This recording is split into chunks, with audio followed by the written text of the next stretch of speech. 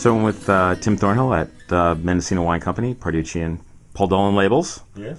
One of the owners. And Tim, you bring, what's the background you bring to the operation here?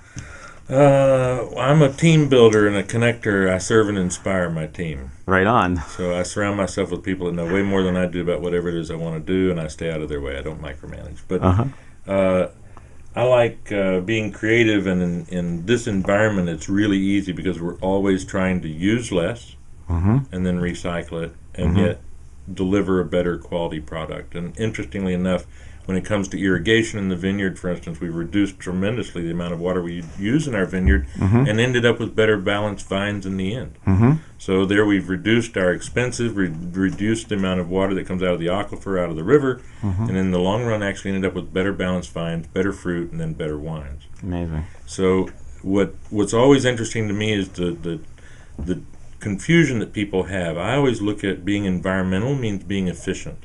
Efficiencies drop to the bottom line. So it is also profitable.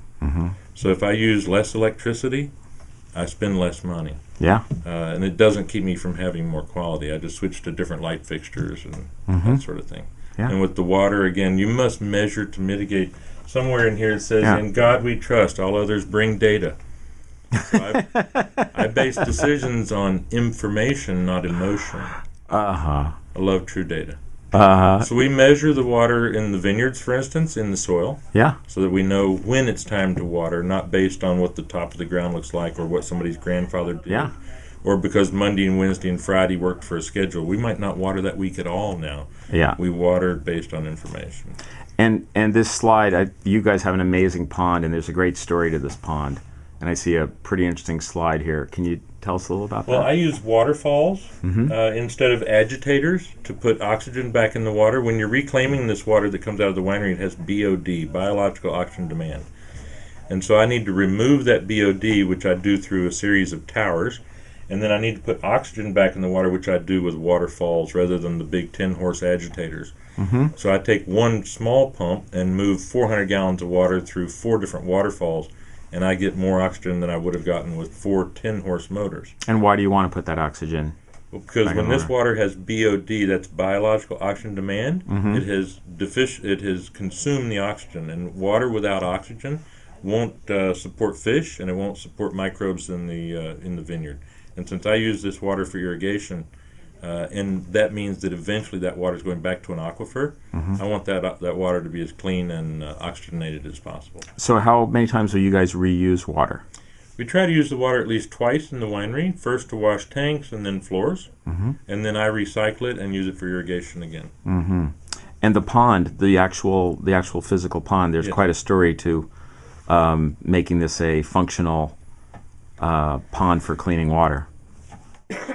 Excuse me. Well, first, the number one purpose was to recycle 100% of the water that comes through the winery. The second intent was to do it with as little electricity or virtually no chemicals.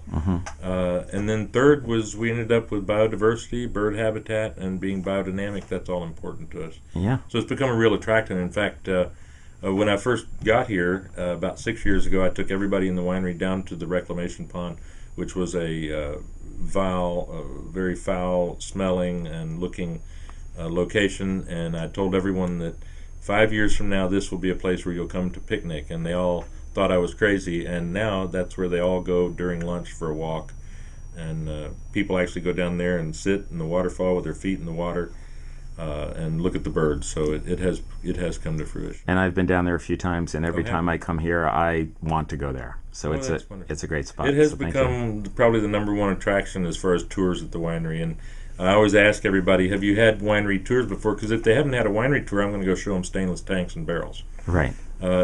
Fortunately, most of the people that I end up dealing with have been to a lot of wineries, and they say, show me something I haven't seen, so I'm able to do that pretty easily. Yeah. Well, great. Thanks very much, Tim. Thank you. It's a real pleasure.